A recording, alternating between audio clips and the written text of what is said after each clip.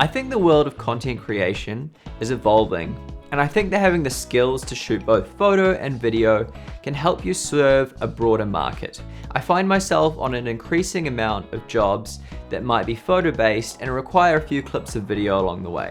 I found one of the most useful ways to make this switch as seamless as possible is setting up your camera correctly. So today I want to run you through how to set up your Canon R5 to be able to work well for both photo and video.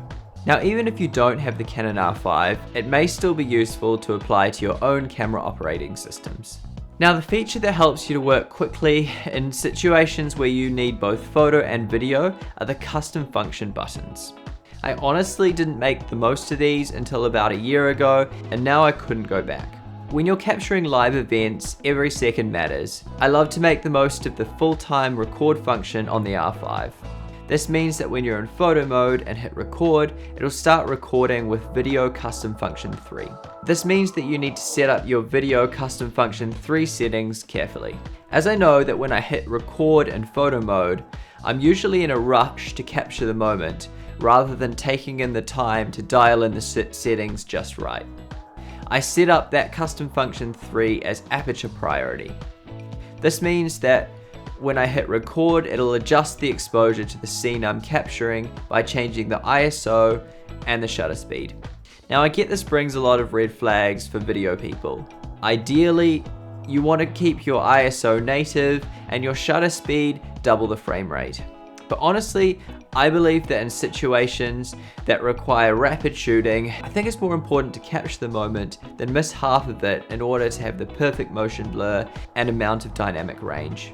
A few other settings that I make on that custom function mode is a frame rate of 50, so I do have the chance to slow down the footage if I need to, or can play it back at normal speed. I set my white balance 5500 for daylight, but I might adjust it if I'm shooting inside a lot. A few things that might also trip you up is that you need to make sure you also change your color space to be consistent throughout your custom modes, autofocus, as well as any audio settings you might have. Now, when I do have more than a second before hitting record, I do swap to manual video mode. This is where I will properly dial in all the settings to match the scene.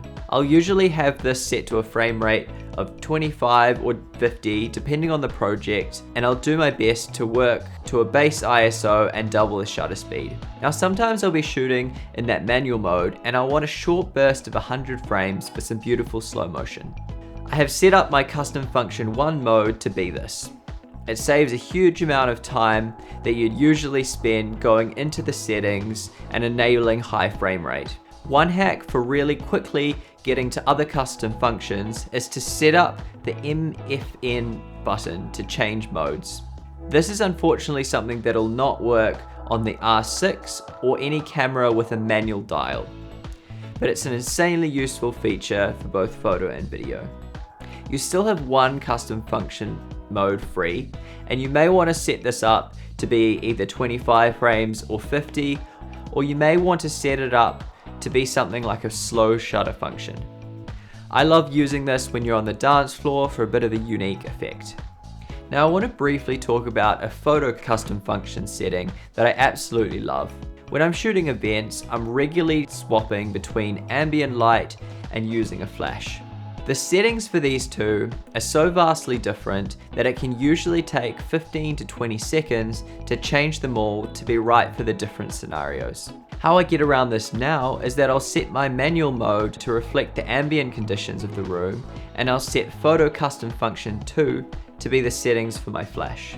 This way, all I have to do is double press that MFN button and it'll swap between manual function and the flash one. The reason I set it to the second function mode in particular is so that whichever of those two scenarios I'm in, it's 2 clicks to get to the other. That way I never have to think or check how many times to click the button in order to get to the other.